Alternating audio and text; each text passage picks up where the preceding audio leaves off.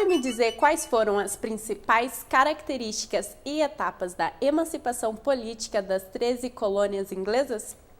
Ou ainda me contar qual foi a importância de verdade da Declaração de Independência e como os seus resultados impactaram na vida dos colonos daquela época? Muita calma nessa hora, não precisa se afobar que eu vou te ajudar nessa questão, ok? As 13 colônias inglesas, apesar de administradas por representantes indicados pela metrópole, ainda tinham certa autonomia política e econômica. O fato é que, desde o fim do século XVII, a Inglaterra se envolveu em uma série de conflitos na Europa, que exigiram do governo inglês mais dinheiro para a manutenção dos exércitos. Um desses conflitos foi a Guerra dos Sete Anos, travada com a França entre os anos de 1756 e 1763. Mesmo sendo vencedora do conflito e tendo ampliado seu império colonial, a Inglaterra teve a sua economia abalada. Por conta disso, a partir de 1764, aumentou os impostos sobre suas colônias na América, aumentando também o descontentamento no território colonial. Uma figura de peso também entrou nesse cenário: o filósofo inglês John Locke. Ele defendia as ideias de um governo justo e acabou alertando os colonos sobre a exploração que estavam sofrendo por parte da metrópole. Com o objetivo de resolver o déficit na economia, o governo britânico criou novas taxações, como Lei do Açúcar. Apesar de reduzir em 50% o imposto sobre o melaço estrangeiro, a Lei do Açúcar, a partir deste momento, passa a estabelecer impostos adicionais sobre vários produtos, como açúcar, café, roupas brancas, sedas, vinhos e artigos de luxo. A partir de agora, você, colono, só poderá vender as mercadorias produzidas para a Inglaterra, respeitando o monopólio de comércio. Lei do Selo. Extra. Lei do Selo exige o uso de papel timbrado especial para todos os documentos públicos. Atos Townshend. O ministro inglês Charles Townshend acaba de impor taxações sobre a tinta, o chumbo, o vidro, o papel e o chá. Esses atos prevêem até mesmo o confisco de cargas de qualquer mercadoria que contrariem a tributação. Lei do Chá. Metrópole decreta a Lei do Chá, a qual prejudica de forma significativa o comércio interno, pois muitos comerciantes se ocupam em comercializá-lo entre as colônias inglesas.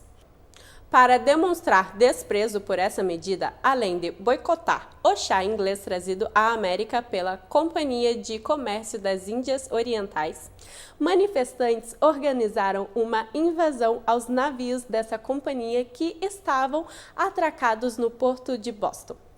Ali, fantasiados de indígenas, os manifestantes despejaram todo o carregamento de chá inglês no mar. Episódio que ficou conhecido como Boston Tea Party. Lei de coerção ou leis intoleráveis. Como resposta ao incidente de Boston, a metrópole decreta as leis de coerção. Fica ordenado o fechamento imediato do porto de Boston. Os colonos devem ressarcir o prejuízo do chá e terão seu direito de reunião restrito. Lei do aquartelamento. Metrópole decreta a lei do aquartelamento.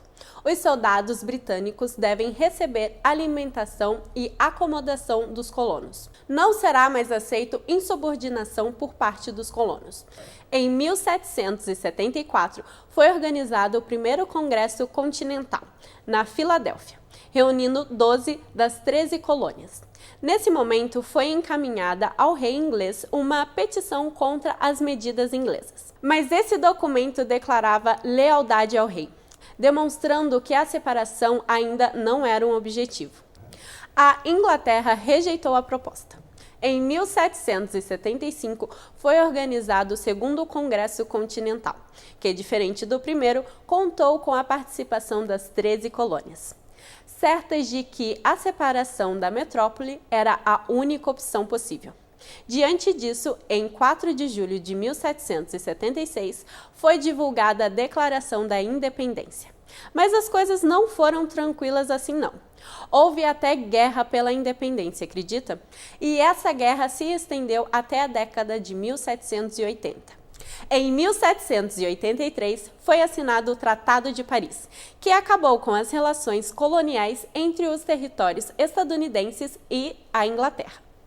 A Declaração da Independência é um dos documentos de maior importância na história dos Estados Unidos e apresenta uma série de intenções dos colonos. O objetivo era garantir que a formação da nação se desse com base na representação popular, ainda que, naquele momento, a palavra povo não tivesse o mesmo significado que atualmente. É importante deixar bem claro que, para a nascente nação, o povo era formado apenas por brancos e proprietários de terra.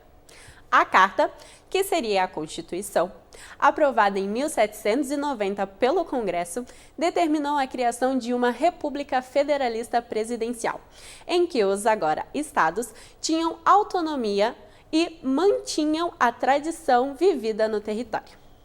Em 1791, foram feitas as primeiras 10 emendas na Carta, e, desde então, a Constituição estadunidense permanece a mesma.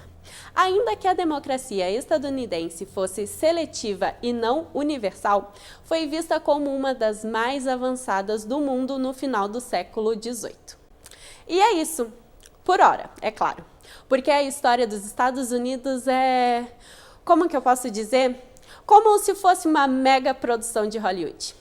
Claro que as histórias são difíceis para muitas pessoas, como você pode observar no processo de independência dos Estados Unidos.